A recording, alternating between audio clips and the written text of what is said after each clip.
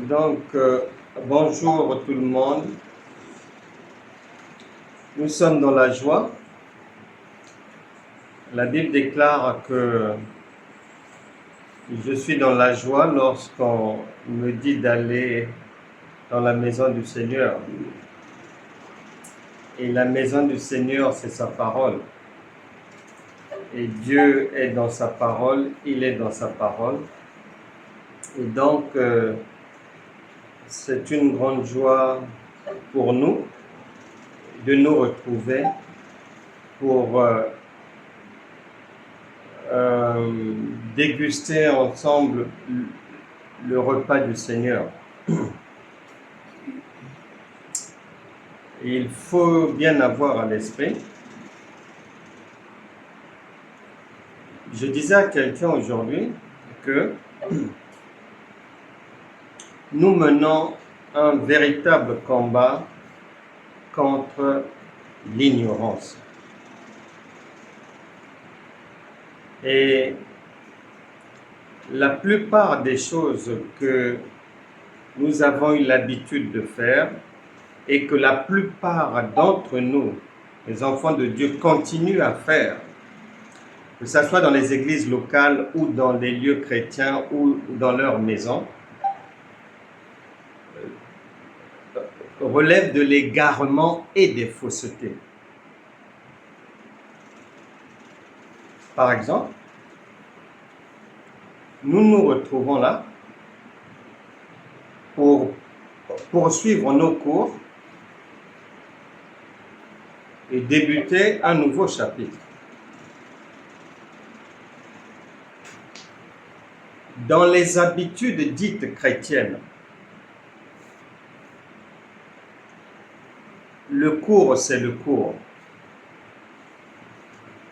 Et si j'ai un problème, si j'ai mal au dos, si je me suis réveillé ce matin avec des ça ne va pas, il faudra que j'attende dimanche, quand il y aura la prédication et après la prière, pour que j'expose mon problème au Seigneur et qu'il me guérisse. N'importe quoi. N'importe quoi. La Bible déclare, l'Esprit de Dieu n'est pas lié. Les mots, les appellations, c'est pour les hommes. Mais l'Esprit de Dieu ne fonctionne pas sur la base de ce que l'homme va comprendre, de ce que l'homme va programmer. Non. Que ça soit dans un cours, n'importe quel jour, et tu peux mettre le nom que tu veux à la réunion, ça n'intéresse pas le Saint-Esprit. Il n'est pas dans ça. L'essentiel, c'est d'être, je prends une image, dans la maison de Dieu. La maison de Dieu, entendue par là, tu peux comprendre ça comme une maison physique, donc l'église locale. Tu peux aussi la comprendre comme étant, tu es dans ta chambre en train de lire la parole de Dieu ou bien vous partagez autour de la parole quelque part. Peu importe. Une fois que tu es dans la maison de Dieu, c'est le plus important parce que le Saint-Esprit, il sait mieux que nous-mêmes qu'est-ce qui ne va pas, qu'est-ce qu'il faut améliorer, qu'est-ce qu'il faut arranger dans la vie de tout un chacun de ses enfants au travail et tout. Lui-même, il sait ce qu'il a à faire.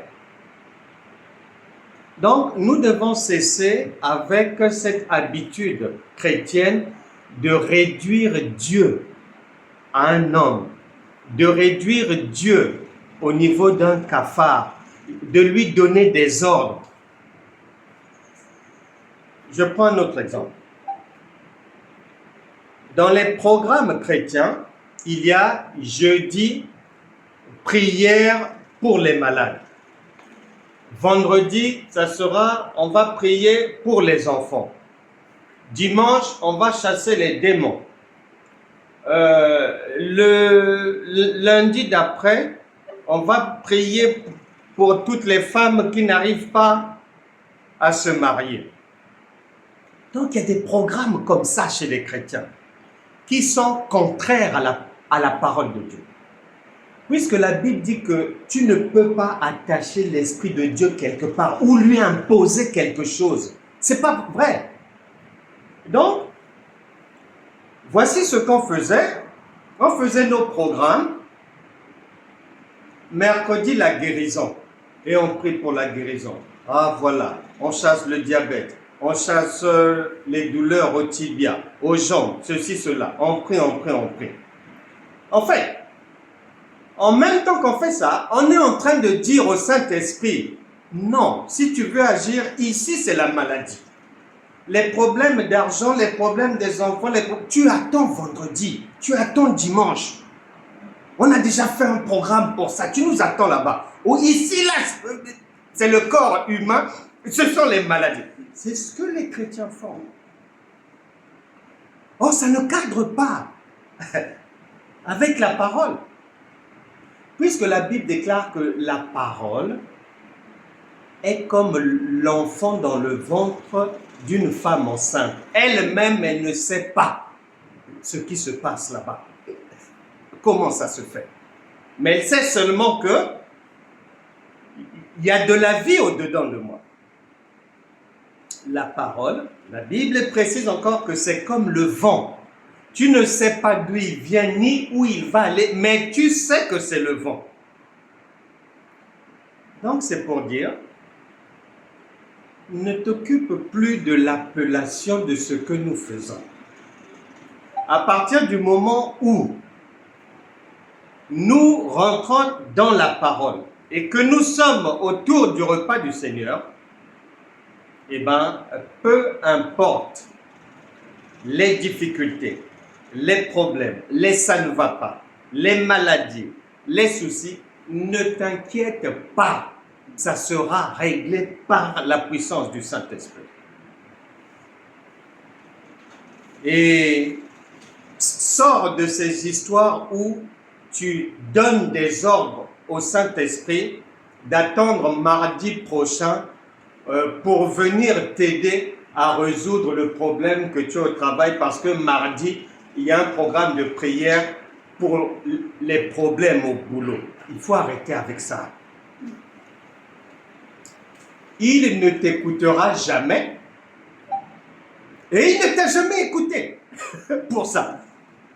Donc la plupart des programmes qui donnent des ordres au Saint-Esprit, qui lui indiquent les jours où il doit nous bénir financièrement, où il doit nous guérir, qui lui indiquent les heures, parce que quand tu fais un programme de prière de minuit à 3 heures du matin, tu es en train de dire à Dieu, avant minuit, ne viens pas, n'agis pas, attends d'abord.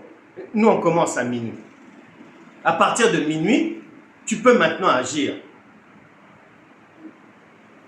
Voilà les folies dans lesquelles les chrétiens pataugent, raison pour laquelle jusqu'à aujourd'hui, la Bible déclare « Mon peuple périt faute de connaissance ».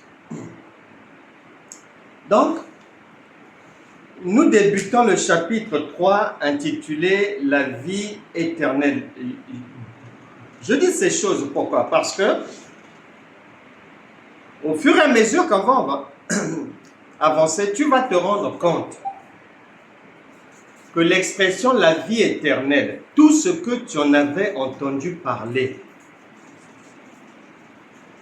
et tout ce qu'il en est dit dans les milieux chrétiens jusqu'aujourd'hui, ça ne cadre pas avec la pensée divine. Ça cadre avec des définitions terrestres. Ça cadre avec des pensées charnelles, des déductions d'hommes, mais pas avec la pensée divine. La Bible déclare dans Philippiens chapitre 3 verset 1, l'apôtre Paul dit que je ne me lasse pas de vous répéter ces choses, car elles sont salutaires pour vous. Cela est salutaire pour vous. C'est pour ça que moi aussi, j'aime introduire en faisant des rappels, parce que le cerveau chrétien des temps modernes oublie très vite. En faisant des rappels. Et ces rappels sont très, très, très, très importants. La Bible déclare, il n'y a rien de nouveau sous le soleil. La Bible nous fait comprendre que Dieu n'étant pas le Dieu des morts mais des vivants, il s'adresse à chacun de nous lorsque nous lisons sa parole, parce que lui est sa parole et il vit dans sa parole, il est sa parole. Et sa bouche n'est pas fermée. Elle parle à quiconque va vers lui. Donc, ouvre sa Bible. Et tu ouvriras ta Bible tranquillement lorsque tu auras le temps. Pour aller vite, je dis ceci, tu liras Luc chapitre 15, versets 11 à 32. C'est l'histoire du fils prodigue. Normalement, tu sais, depuis longtemps, que quand tu lis fils prodigue, le Saint-Esprit ne te parle pas de quelqu'un que tu ne connais pas. Il ne peut pas faire ça. Donc, il te parle de toi-même. Puisque Dieu ne peut pas se contredire, il a déjà dit que lui, il ne parle pas des morts. Il ne parle pas aux morts. Il ne parle pas des personnes absentes. Donc, à toi, à moi. Et en Luc chapitre 15, verset 11 à 32, il dit quoi? Il nous explique que nous sommes bizarres. Et sa parole dit qu'il n'y a rien de nouveau sous le soleil. Donc, c'est la même configuration. Quelle est cette configuration? Il nous explique que dans la maison de Dieu, il y a des enfants. Il prend l'exemple de deux personnes, deux frères, avec le Père. Entendu par là, on parle de toi et de moi, vivant avec le Père et dans la maison du Père. L'un de nous deux, en tant qu'enfant de Dieu, on parle des enfants de Dieu, ce n'est pas des païens là. L'un de nous deux veut précocement, sans rien comprendre à la vie, sans rien comprendre au royaume de Dieu, il veut aller jouir de son héritage, sans avoir l'intelligence ni la sagesse de la conservation de cet héritage. Il s'agit de l'enfant prodigue, donc un croyant, un chrétien, qui sort de la maison du Père et qui mène une vie charnelle. Là, c'est le chrétien charnel d'aujourd'hui, pas d'hier, d'aujourd'hui. Le fils prodigue, c'est un chrétien charnel d'aujourd'hui. Maintenant, étant revenu dans son bon sens, lorsqu'il va revenir à la maison, le fils, l'autre chrétien, qui était resté, c'est-à-dire fidèle à l'église, se promenant toujours avec une Bible, ne loupant aucune réunion et tout, celui-là, puisque nous tous, nous sommes frères dans la famille en Christ, donc ce frère-là, lorsque l'autre chrétien, son propre frère, va revenir, il va se dire, oh, comment est-ce que le Père veut faire une fête? Et moi, je suis là. Depuis toujours que je te sers, tu n'as jamais fait ça. Tu l'écouteras bien. Et au-dedans de lui, Dieu est en train de mettre en lumière l'égarement dans lequel nous sommes. Parce que ce fils-là, non charnel, mais il n'est pas non plus spirituel. Pourquoi? Parce que lui, étant dans la maison du Père, il vivait comme un esclave. Il commence par dire, oh, je te sers ceci, cela, alors que Jésus a dit, je ne vous appellerai plus serviteurs, vous êtes maintenant mes amis. Les serviteurs, c'était les Élie, les Moïse. Mais dans la grâce et la vérité, il n'y a plus de serviteurs. Nous sommes égaux à Dieu. Nous sommes de la race de Dieu. Nous sommes des égaux de Dieu, de la divinité. Donc lui, sans aller faire du n'importe quoi, sans faire du n'importe quoi dans sa vie, il est dans cette ignorance-là. Il est avec le Père, mais il ne connaît pas les droits qu'il a. Il ne connaît pas ses droits. Et son Père va lui dire, oh, mais tout ce qui est à moi, mais c'est à toi. Lui ne le savait même pas. Dieu ne parle pas à des mouches. Le Saint-Esprit nous parle. Il nous met sur la table, devant les yeux, la réalité du siècle présent. On trouve. Et tu liras, il n'a pas mis une troisième personne. Non, deux personnes. Et la personne, le fils prodigue qui est parti, était dans l'ignorance. Et le fils resté fidèle au Père était aussi dans l'ignorance. Voilà le drame. Voilà le drame dans lequel nous sommes. Et nous avons intérêt à vite faire pour échapper le plus vite possible aux flammes de l'ignorance. Parce que l'ignorance, ben c'est le feu de la géhenne. C'est la souffrance. Donc les deux enfants du Père, et celui du dehors, et celui du dedans, le Père nous informe que votre problème, c'est l'ignorance. Il faut soigner ça le plus vite possible. C'est pour ça que nous faisons cette course-là. Ésaïe chapitre 55. Nous parlons de la vie éternelle et nous poursuivons cette course contre l'ignorance. Ésaïe, il est bien de dire, avant d'arriver à Jérémie chapitre 1, verset 5, de dire d'abord Ésaïe chapitre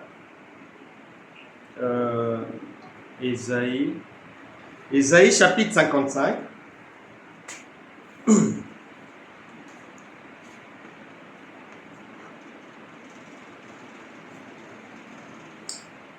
Il faut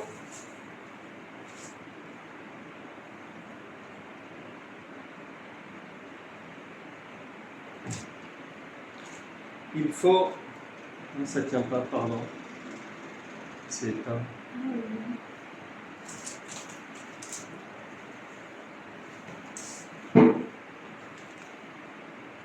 Ésaïe chapitre 55. Non, c'est pas ça.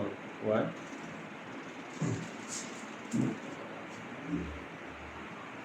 Ésaïe chapitre 55. Il faut bien prêter attention à ce que Dieu dit. Parce que chez nous les chrétiens, on lit, on écoute le Seigneur avec beaucoup de légèreté. C'est pour ça que la sauce a du mal à prendre tant que c'est comme ça. Écoute ce que Dieu dit. Ésaïe chapitre 55, verset 1. Vous tous qui avez soif, virgule, venez aux eaux. Même celui qui n'a pas d'argent, venez, virgule, achetez et mangez.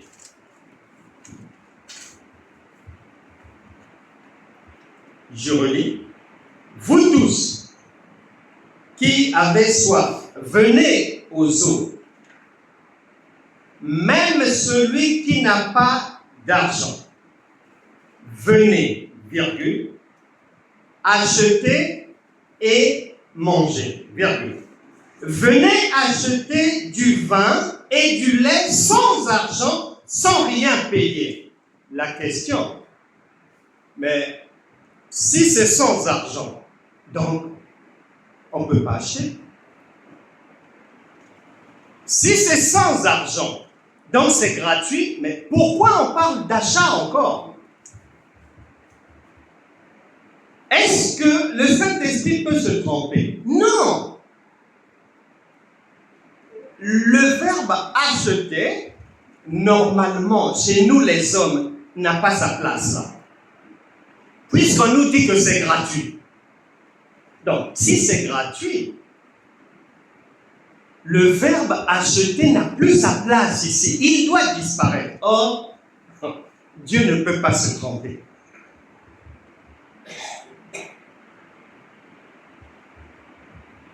Il faut qu'il y ait le verbe acheter. Pourquoi? Parce que l'héritage en Christ, les merveilles de Dieu, la faveur divine, le royaume, la guérison, la délivrance, le bien-être, le secours, le salut, tout ce que tu veux voir dans ta vie, c'est gratuit.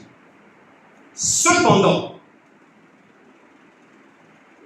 si le verbe acheter est là, il te faut maintenant que la révélation divine vienne t'expliquer pourquoi il met le verbe acheter. Et Proverbe chapitre 29, verset 18 dit, sans la révélation, ça ne peut pas marcher. Il y a le verbe acheter là. Pourquoi? Parce que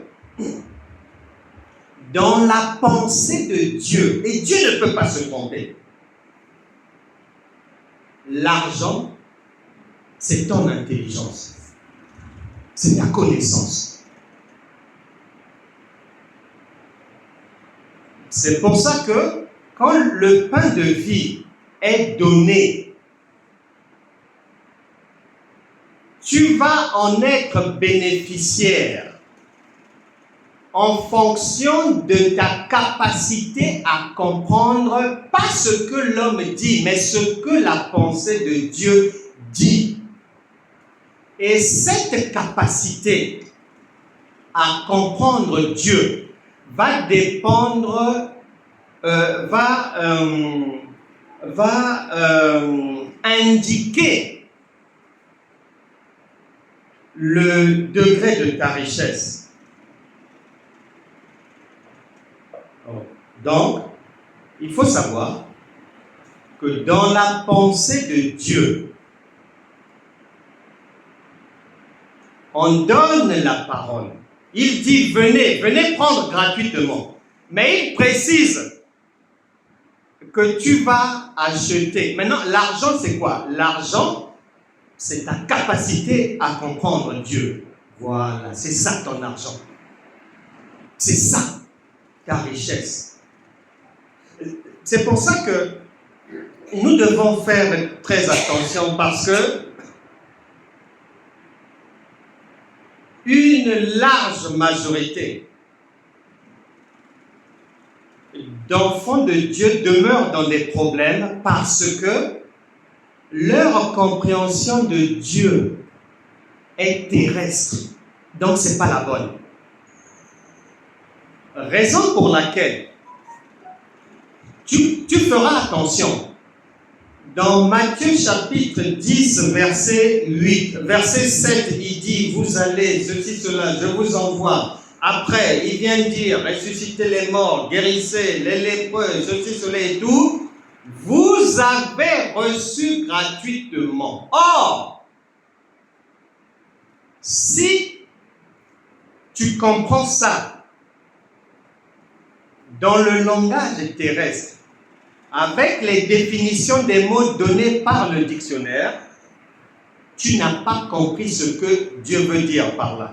Parce que lui sait que tu as reçu gratuitement, mais si tu as reçu, c'est que tu as acheté, c'est que ton intelligence a pu comprendre, c'est que ton cerveau a pu bien examiner, a pu recevoir la révélation. Mais si on sort de la Bible, on vient dans ce monde. Puisque la Bible dit, regarde la nature, ça va t'enseigner. Eh bien oui. Puisque si je travaille quelque part, on va me payer sur quelle base? Sur la base du travail que je vais produire. Mais ce travail-là vient de quoi? De ce que je connais. C'est pour ça que dans la parole de Dieu, dans le langage des hommes, c'est gratuit. Mais dans le langage de Dieu, tu vas payer. Maintenant, l'argent du ciel, c'est là. Ça ne se voit pas physiquement. Et c'est vrai. Les Amazon, Google, Apple, ce sont des idées. Ce sont des idées. Et dans le domaine du travail, on paye quelqu'un, on rémunère quelqu'un, on te donne un salaire en fonction de ta qualification là-dedans. Là. C'est d'abord dedans, et après tu sors ça. Donc, à chaque fois que nous nous réunissons pour partager le repas du Seigneur, qui est sa parole et son interprétation, eh bien, le Saint-Esprit, c'est en fonction de ce que tu vas comprendre, parce que plus tu comprends, plus tu es riche. Plus tu comprends, plus tu es riche. Et tu reçois les bénédictions de la première pluie et de la seconde, les bénédictions des cieux et de la terre. Et puisque tu as fourni l'effort d'être à même de comprendre et le langage des hommes et le langage de Dieu, bravo. Tu mérites la guérison. Bien sûr. Tu mérites la guérison. On parle de ces choses parce que il n'y a rien de nouveau sous le soleil. Même Jésus a dit à ses apôtres, jusqu'à quand serai-je avec vous? Pourquoi vous ne comprenez pas mon langage? Et en Matthieu chapitre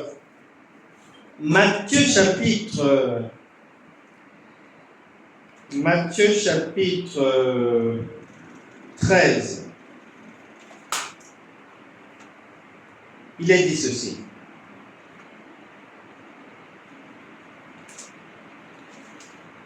à partir du verset 33. Parlons du Seigneur Jésus. Il leur dit cette autre parabole. Le royaume des cieux est semblable à du levain qu'une femme a pris et mis dans 3 mesures de farine, jusqu'à ce que la pâte soit toute levée. Jésus dit à la foule toutes ces choses en parabole. Et il ne lui parlait point sans parabole, afin que s'accomplisse ce qui avait été annoncé par le prophète. J'ouvrirai ma bouche en parabole. Je publierai des choses cachées depuis la création du monde. Or, il est le même, dit Hébreux chapitre 13, verset 8, hier, aujourd'hui et éternellement. Donc, jusqu'aujourd'hui, c'est en parabole. Et ne comprends pas ça en français. Lorsqu'il parle de la foule, toi et moi, nous sommes dedans aussi. Ça concerne tout le monde. Et il parle en parabole d'abord pour tout le monde. Il n'a pas changé. Il a fait Moïse bègue pour que tout le monde ne puisse pas comprendre. Parce que pour comprendre, il faut que tu achètes. Ben oui, il n'y a rien pour rien. Sinon, c'est trop facile. Pour comprendre, il faut que tu achètes. Et tu achètes par la lumière que tu reçois, par ta connaissance, ta sagesse, ton intelligence. C'est ça ton or. C'est pour ça qu'en Job, il dit, jette ton or. Jette. C'est la perception que tu as. Comment tu comprends Dieu? Donc, dans la pensée de Dieu, le riche, c'est d'abord celui qui arrive à le comprendre. C'est celui-là le riche. C'est celui-là le riche. Pourquoi? Parce que une fois que tu comprends Dieu, eh bien c'est la guérison, mais c'est la délivrance. Tu ne peux pas souffrir. Tu es sur la même longueur d'onde que Dieu. Tu t'imagines un peu? Si le président de la République, vous êtes côte à côte et vous pensez la même chose, tu t'imagines un peu? Est-ce que tu peux manquer de boulot? Est-ce que tu peux manquer de voiture? Non. Est-ce que ton enfant peut manquer d'une place en crèche? Non. Ici, c'est pareil. Mais il faut acheter. Il faut acheter. Donc, lorsqu'il dit, vous avez reçu gratuitement, donnez aussi gratuitement, attention, parce que Dieu ne peut jamais se contredire. Derrière cette gratuité, c'est pour les hommes. C'est la vitrine de la boutique. Mais si tu entres dans la boutique, tu dois acheter. Tu dois acheter. J'ai reçu, soi-disant gratuitement. Humainement, j'ai reçu gratuitement. Mais par la révélation, je sais, et Dieu sait, que j'ai reçu en fonction de ce que j'ai là. À celui qui a, on ajoute celui qui n'a pas là. On le met à la poubelle. Donc, moi qui vais aller aider quelqu'un, je vais aller aider un frère, une sœur, qui a du mal à rencontrer l'âme sœur ou à se marier, je vais l'aider sur la base des Écritures et de la parole. Mais la personne qui va m'écouter ne sait pas que ce que je suis en train de lui dire. J'ai acheté ça à un grand prix. Donc, ce qui fait qu'elle aussi, si elle veut la délivrance, si elle veut le salut, si elle veut le secours, elle doit acheter. Si la personne ne comprend pas la foi, si la personne ne comprend pas, elle ne mangera pas. Dieu a tout fait bien, hein? Tout est bien fait, bien ficelé. Tout est bien ficelé. Il vient. Le verbe acheter n'a pas sa place là pour nous les hommes. Puisqu'on a dit que c'est gratuit. Mais il laisse ça là. Parce que c'est gratuit pour nous les hommes. Mais pour lui, c'est un achat. Maintenant, c'est un achat qui n'est pas matériel. C'est un achat spirituel. C'est invisible à l'œil nu. C'est bien caché. Nous parlons donc de la vie éternelle. Et donc, chacun doit avoir la responsabilité de savoir que lorsqu'on partage le repas du Seigneur, ne soit pas emporté comme la plupart des chrétiens dans le bruit, les chants, ceci, cela, oubliant qu'il faut que tu achètes pour en jouir. C'est la gratuité dont Dieu parle. Elle n'est pas humaine, elle n'est pas terrestre, elle est spirituelle. La gratuité du royaume, l'argent, c'est ton intelligence, ta connaissance. Pourquoi, selon toi, dans Romains chapitre 10, versets 1 à 2, l'apôtre Paul est resté un moment quelque part, observant les activités des croyants, tout ce qu'ils faisaient et tout, et il tire sa conclusion que le vœu de mon cœur, c'est que vous soyez sauvés. Pourquoi? Je reconnais et je témoigne de votre zèle pour Dieu. Vous êtes zélés, c'est-à-dire vous priez, vous jeûnez, vous parlez de Dieu. Même dans vos familles, vous parlez de lui. Vous faites des veilles de prière, vous bâtissez des hôtels, vous faites des sacrifices, vous faites des veilles de prière, des jeûnes et tout, mais sans intelligence, c'est zéro. Vous ne pouvez rien avoir, mais vous n'avez pas acheté. Vous n'avez pas acheté. Est-ce que vous voulez être des voleuses ou des voleurs? Mais bien sûr. C'est du vol si tu prends sans donner quelque chose. C'est du vol. Il dit, je reconnais et je leur rends le témoignage. Oui, je témoigne. Ils sont zélés. Ils aiment Dieu. Et tout. Mais à la fin, il vient dire que tout cela, c'est égal à zéro. Tant que une intelligence n'est pas mise à contribution pour acheter la connaissance révélée. Et c'est celle-là qui guérit, c'est celle-là qui délivre, c'est celle-là qui ouvre les portes. Donc, attention à cette histoire de « Oh oui, vous avez donné gratuitement, reçu gratuitement, donné gratuitement ». Le Saint-Esprit te regarde quand tu dis ça. Tu dis « Ah bon, ma fille, est-ce que tu as bien compris? Est-ce que tu es sûr de ce que tu dis? »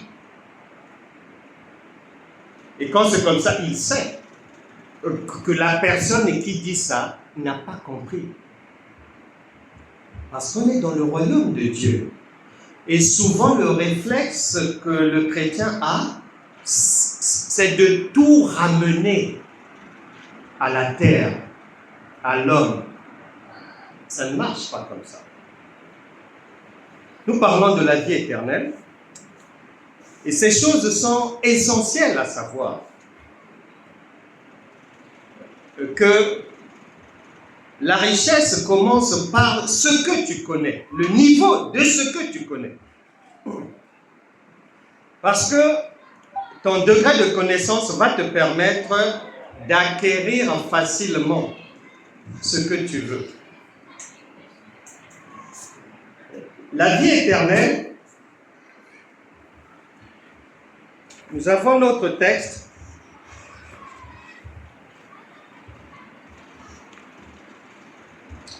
Jérémie chapitre 1, verset 5. Avant que je t'eusse formé dans le ventre de ta mère, je te connaissais, et avant que tu fusses sorti de son sein, je t'avais consacré, je t'avais établi prophète des nations.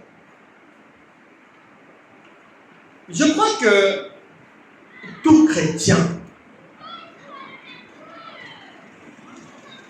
tu lis un tel verset, mais tu dois t'arrêter. Parce qu'on dit quand même des choses étranges. Donc, avant que tu ne sois dans le ventre de ta mère, on te connaissait déjà. Donc, ça veut dire si on te connaissait, c'est que tu vivais quelque part. Et on t'avait déjà consacré. Et on t'avait ensuite établi. Ah, mais tu as bien vécu pour avoir tout ça là. Tu as bien vécu.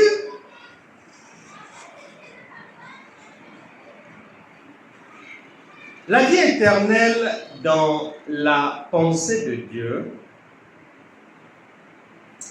pour la comprendre, il faut toujours, comme en toutes choses, partir à l'origine de toutes choses pour bien comprendre.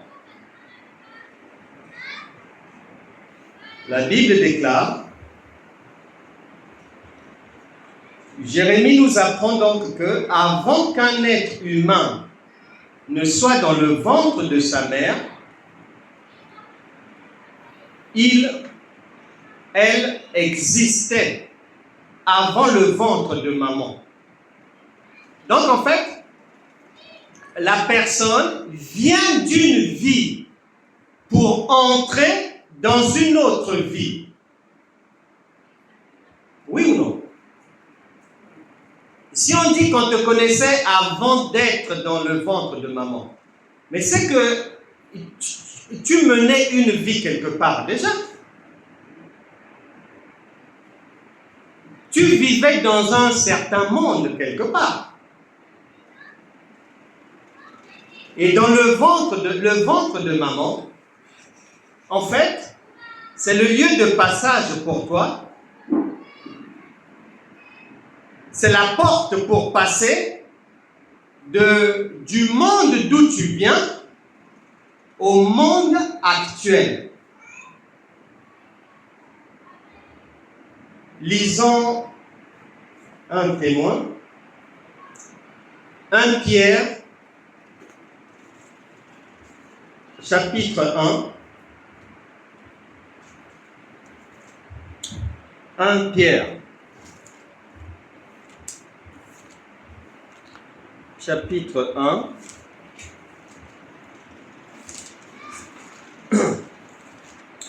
1 Pierre, chapitre 1, verset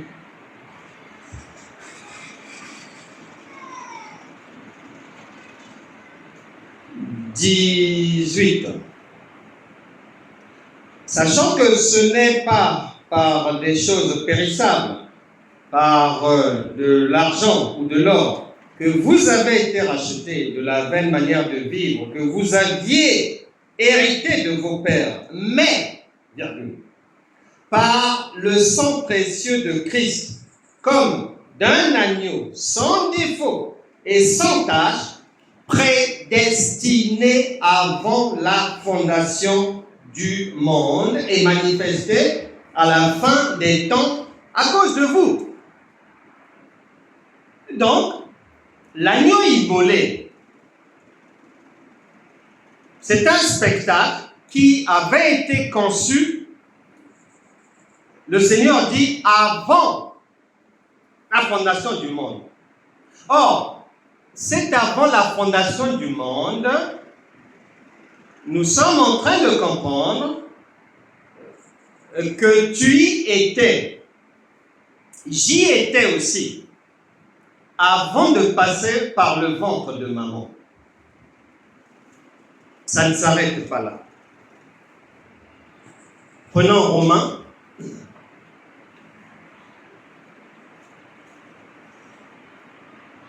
Romains chapitre 16. Romains chapitre 16. Romains chapitre 16. On va lire d'affilée 3 textes et après, on va marcher. Romains chapitre 16, verset 25. À celui qui peut vous affermir selon mon évangile et la prédication de Jésus-Christ, conformément à la révélation du mystère caché pendant des siècles, mais manifesté maintenant par les écrits des prophètes, d'après l'ordre du Dieu éternel, et porté à la connaissance de toutes les nations, afin qu'elles obéissent à la loi. Il est dit que c'est un mystère caché. Il est dit que ce mystère est maintenant manifesté par les écrits des prophètes, d'après l'ordre de Dieu, du Dieu éternel, et porté à la connaissance de toutes les nations, afin qu'elles obéissent à la foi. Tu vois bien que on insiste sur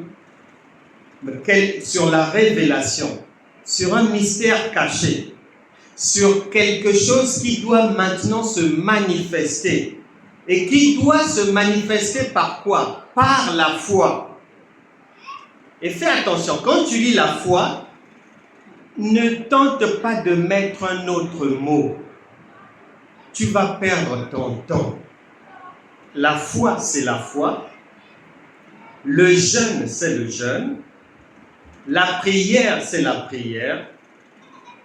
Louer, c'est louer. Donc, ne confonds pas foi avec toute autre chose. C'est la connaissance du Seigneur. Romains chapitre 8, verset 28. Enfin, pour finir avec nos lectures, Romains chapitre 8, verset 28. Il est dit: nous savons du reste que toute chose concourt au bien de ceux qui aiment Dieu, de ceux qui sont appelés selon son dessein. Car ceux qu'il a connus d'avance, là ça te rappelle Jérémie chapitre 1, verset 5. Ceux qu'il a connus d'avance, il les a aussi prédestinés à être semblables à l'image de son Fils, afin que son Fils fût le premier d'entre plusieurs frères. Ceux qu'il a connus d'avance, il les a prédestinés.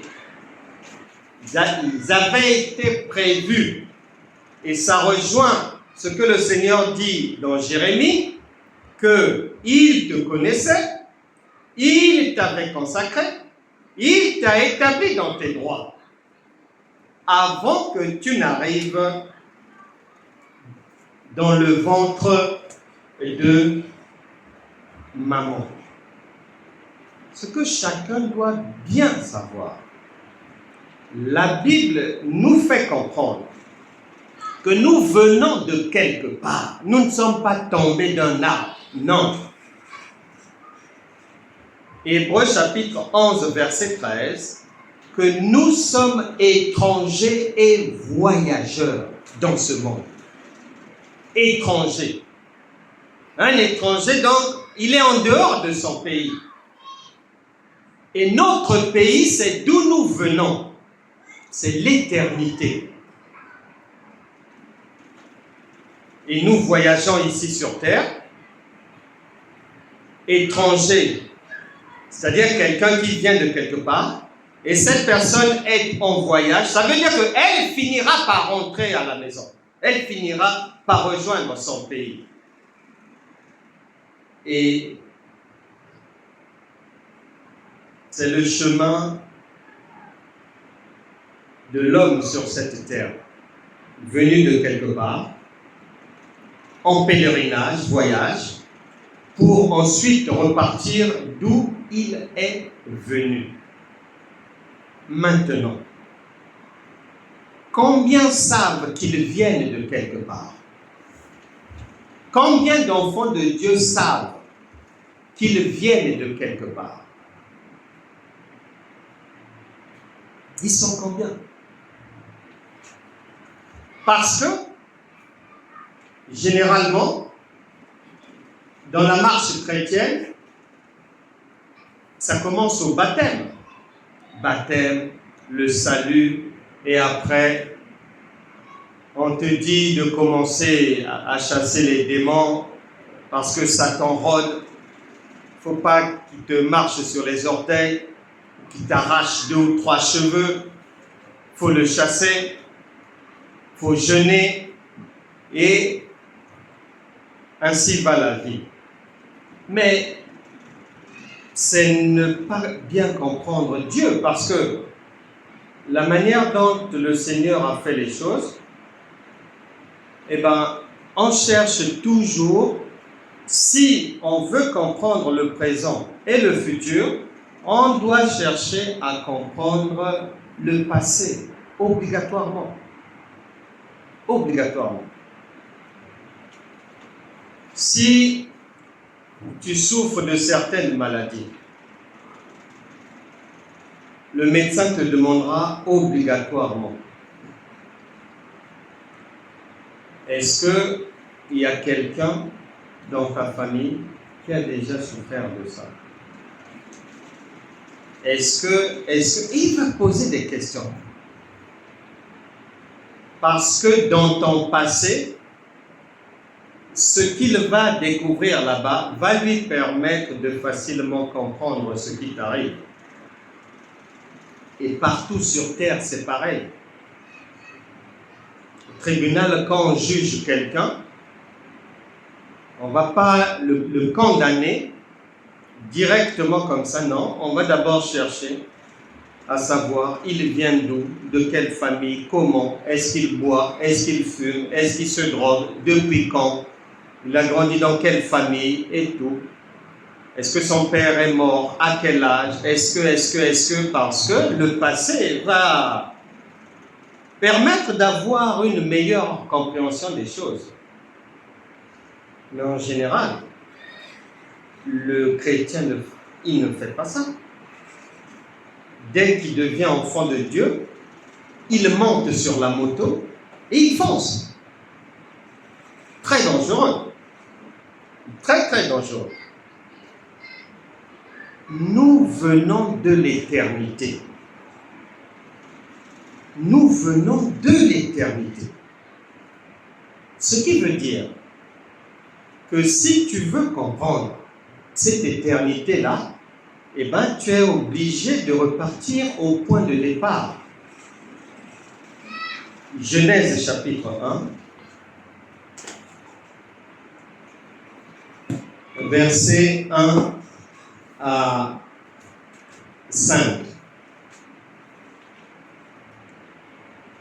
Au commencement, Dieu créa les cieux et la terre. La terre était informe et vide. Il y avait les ténèbres à la surface de l'abîme, et l'Esprit de Dieu se mouvait au-dessus des eaux. Dieu dit que la lumière soit, et la lumière fut. Dieu vit que la lumière était bonne, et Dieu sépara la lumière d'avec les ténèbres. Dieu appela la lumière jour, et il appela les ténèbres nuit. Ainsi, il eut un soir et il eut un matin.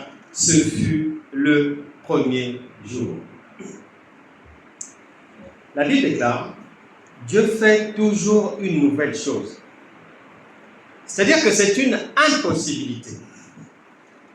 Qu'on puisse se retrouver pour déguster le pain de vie et que nous repartions comme nous sommes venus. Non. Soit c'est le pain de vie, ou soit c'est pas ça.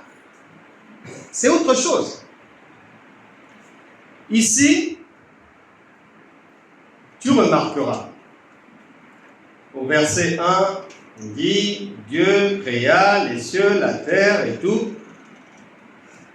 Tu as l'impression que Dieu commence, c'est-à-dire à rendre visibles les choses à partir du verset 1. Or non. Si tu lis bien, du verset 1 au verset 5, ça se passe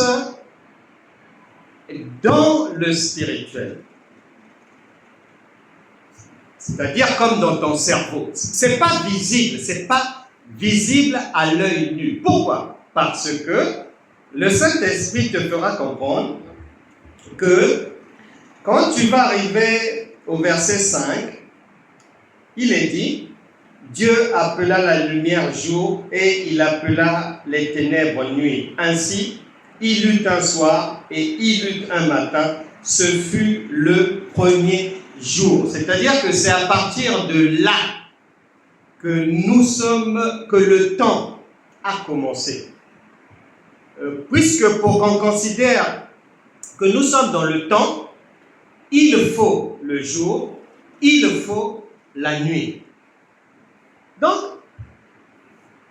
de la même manière que le Seigneur nous fait comprendre que nous venons de quelque part, et ce quelque part-là, on appelle ça l'éternité. Et nous étions prédestinés à vivre la vie que nous avons. C'était déjà prévu. Et c'est confirmé par Jérémie chapitre 1, verset 5. Maintenant, cette vie, elle va obligatoirement avoir d'abord un aspect spirituel et après un aspect physique visible, comme toute chose. Si tu veux manger, je ne sais pas, une papaye, un pain, eh bien, avant que tu ne te retrouves au marché, avant que tu ne te retrouves à la boulangerie pour acheter cela, la chose existe d'abord dans ta pensée. Elle n'est pas visible, mais en toi, il y a l'aubergine, il y a le pain, il y a peut-être la tomate, l'ail, et puis tous les ingrédients qu'il faut pour faire un bon bouillon. Mais c'est dans la tête d'abord. Donc, nous aussi, venons de quelque part, nous rentrons dans le temps par le ventre de maman. C'est ce que le Seigneur nous explique. Maintenant, lorsque nous entrons dans le temps, puisqu'on a dit qu'avant que l'on puisse naître, on nous connaissait déjà, on avait déjà prévu cela, Est-ce que lorsque tu vas naître maintenant, est-ce que ce que Jérémie chapitre 1 verset 5 dit, tu vas le perdre ou tu vas le conserver? La réponse est que la vie éternelle que tu transportes en venant à la maternité, au monde, elle va venir rentrer dans un monde pervers, corrompu et pollué dans lequel il y a le péché. Toi, tu viens d'un monde sans péché. Tu arrives ici. Comme c'est en forgeant qu'on devient forgeron, si tu ne fumes pas la cigarette quand tu es jeune, mais si tu fréquentes seulement les fumeurs, eh bien, c'est clair que tu finiras aussi par là-bas. Les liqueurs, c'est pareil. Martini, Porto, Suze, du Ricard, Pastis, Jacques Daniels, tout ce que vous connaissez là, c'est petit à petit. Petit à petit. Mais au départ, l'enfant ne connaît pas ça. L'homme ne connaît pas ça. C'est une fois ici sur Terre, à force de côtoyer, c'est un environnement pollué. À force de côtoyer cet environnement pollué, ta nature éternelle, cette éternité en toi, va être secouée. La Bible déclare, Matthieu chapitre 11, versets 11 à 12, depuis les temps de Jean-Baptiste, le royaume de Dieu. Donc toi, ton éternité, le royaume de Dieu, c'est ton éternité, est forcé. Est forcé. Et ce sont les violents qui s'en emparent. C'est-à-dire, si tu arrives à résister à la cigarette que tes amis fument matin, midi, soir, ça va être une lutte pour toi de résister à ça. Ça va être une lutte pour quelqu'un qui travaille, par exemple. Il y a des gens qui travaillent dans un hôtel. Et la plupart des collègues volent les serviettes, les gants de toilette, les savonnettes, les shampoings. Il y en a, des travailleurs, qui vont avec ça à la maison.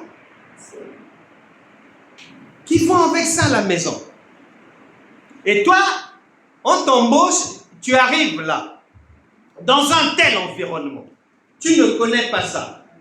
Mais au fur et à mesure, ah, mais toi aussi, c'est comment? Oh quoi? Ah, mais tu restes seulement comme ça? Mais toi, tu es bizarre. Donc, alors que c'est toi qui es normal, comme tout le monde vole, le fait que tu ne le fasses pas, c'est toi qui deviens dingo. Et c'est le monde à l'envers. Et ce monde est comme ça, corrompu. Et après, difficile de résister dans un tel environnement. Parce que tu sais, là où tout le monde vole, si tu ne le fais pas, tu deviens un danger pour tout le monde. Une brebis galeuse. Parce que les autres peuvent se dire, elle peut nous trahir chez le patron. Il faut qu'on s'en sépare. On monte une cabale. On lui monte une histoire. Il faut qu'elle parte d'ici.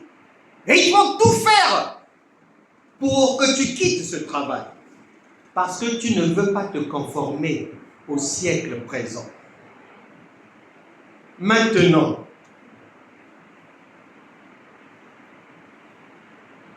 la bonne nouvelle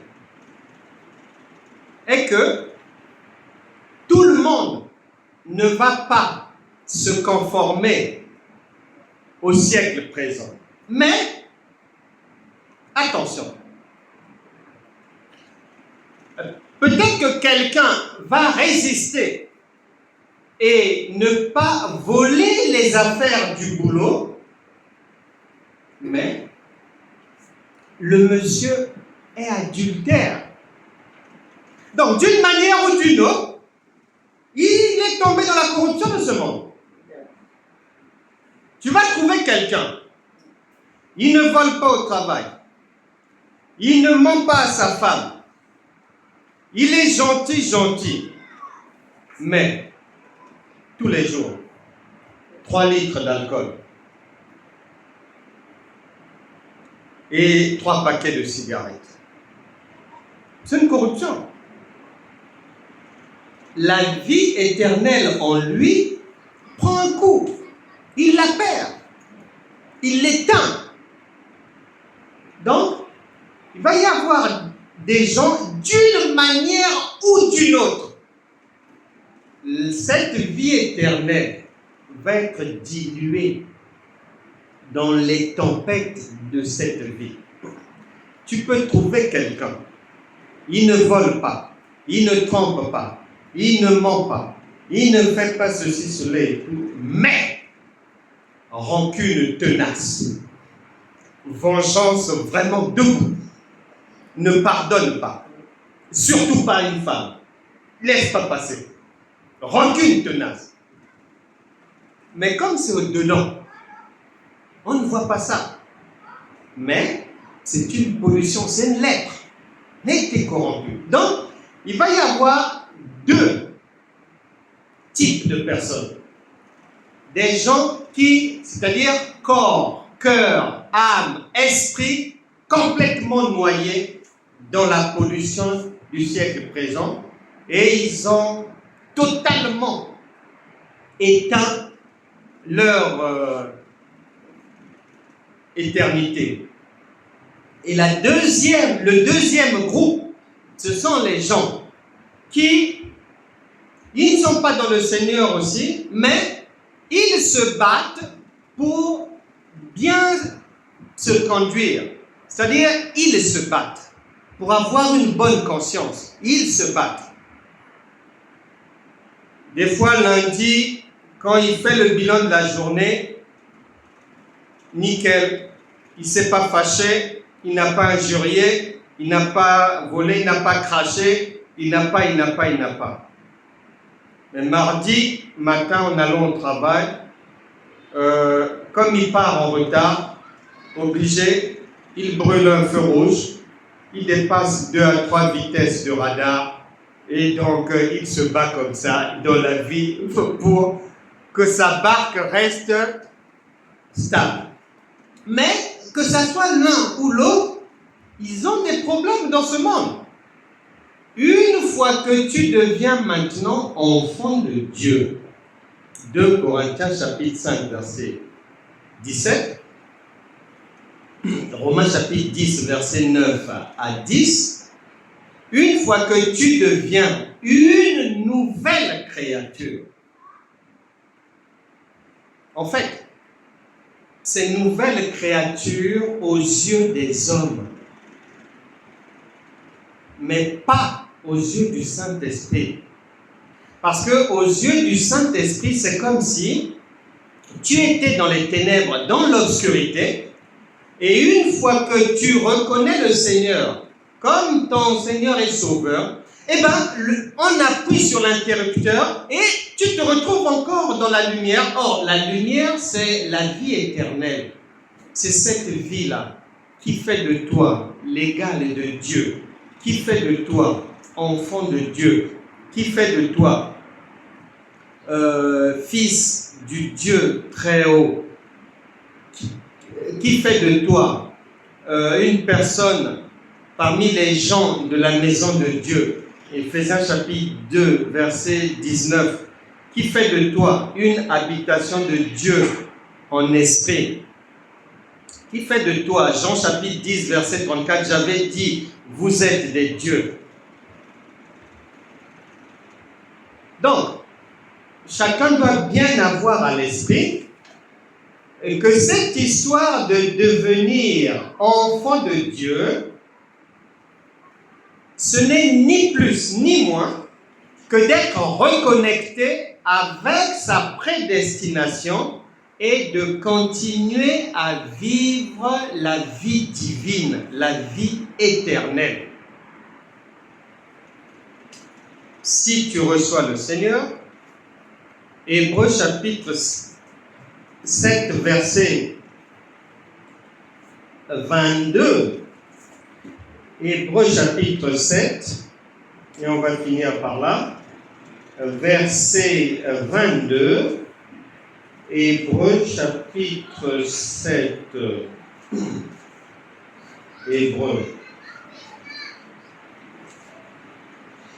Hébreux chapitre 7, verset 22.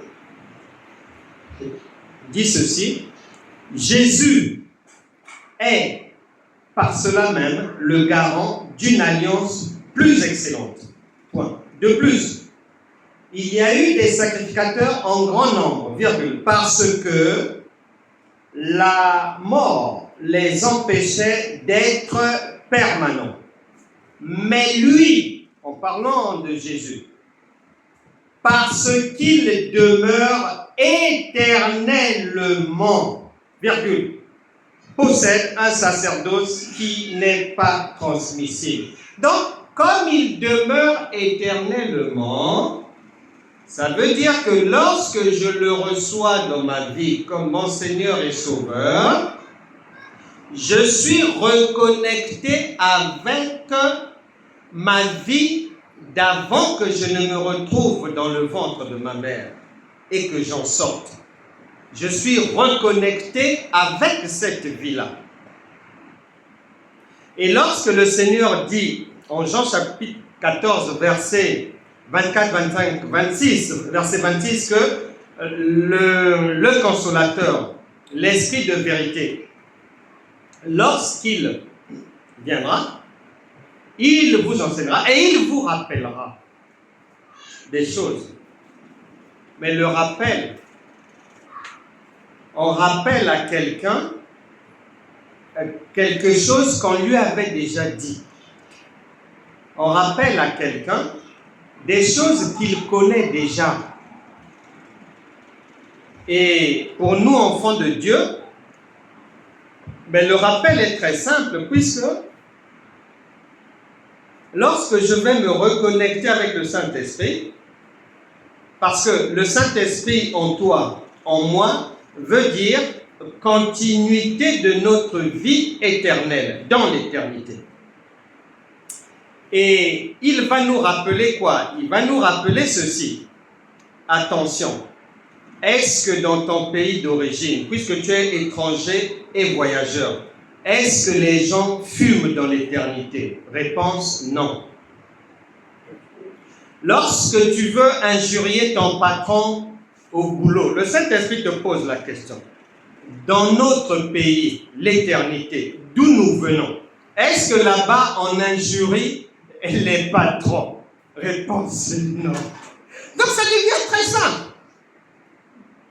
Quand tu veux voler la serviette au boulot, le Saint-Esprit te fait le rappel. Attention, est-ce que dans ton pays tu fais ça?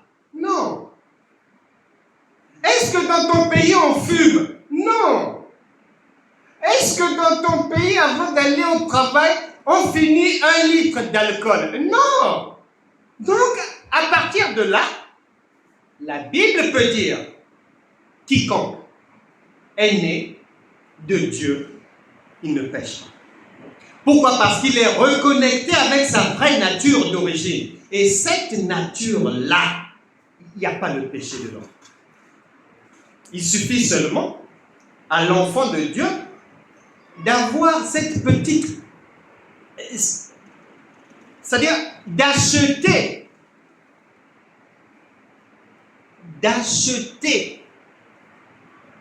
ce que nous venons de voir ensemble.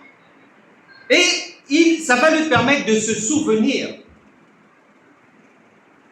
que quand il marche dans la rue, il saura ce qu'il peut faire, ce qu'il ne peut pas faire avec les amis, il saura. Et les choses deviennent très simples. Quand il entend parler d'homosexualité, le Saint-Esprit va lui demander, est-ce que dans ton pays, l'éternité, est-ce que dans la vie éternelle, ça existe? Réponse non. Et les Écritures vont confirmer. L'idolâtrie. Quand quelqu'un voudra te proposer, écoute, comme ton mariage a du mal à arriver, je connais un marabout qui peut t'aider, Maître Mamadou Abdou, et dans son affiche, il est mis que tu payeras dès que les résultats.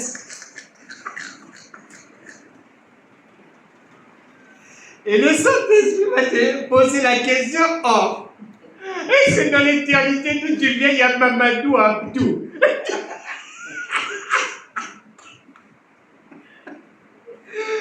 Donc voilà, nous sommes arrivés.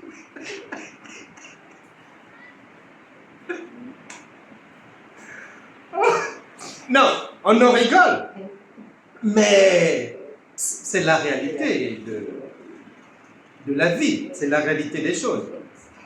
Donc voilà pour aujourd'hui, notre entrée en la matière dans la vie éternelle.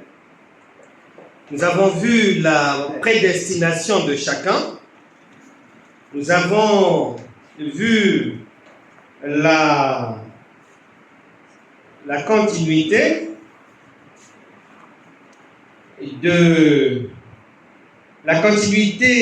divine, c'est-à-dire devenir enfant de Dieu, mais c'est continuer à vivre en Dieu. C'est pour ça que la Bible le dit et le redit, que vous êtes des dieux, vous êtes de la race de Dieu, des gens de la maison de Dieu. Donc c'est ça.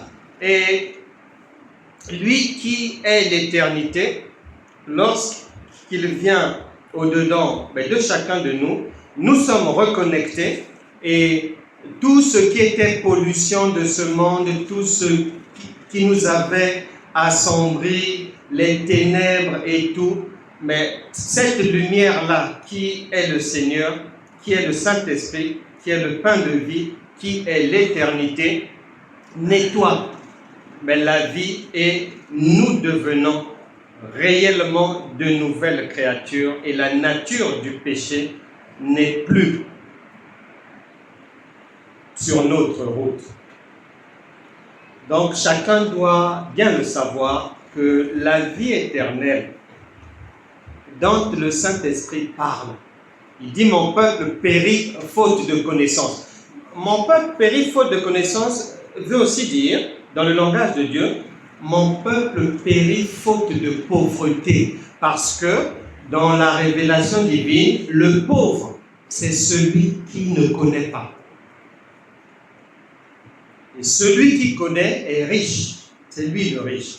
Donc, faute de connaissance, on nous avait enseigné et on prêche ça à travers le monde toujours jusqu'à aujourd'hui, que la vie éternelle, ça sera là-bas, qu'on se retrouvera là-bas dans l'éternité, dans la vie éternelle, ceci, cela. Non, ça c'est la compréhension terrestre, charnelle.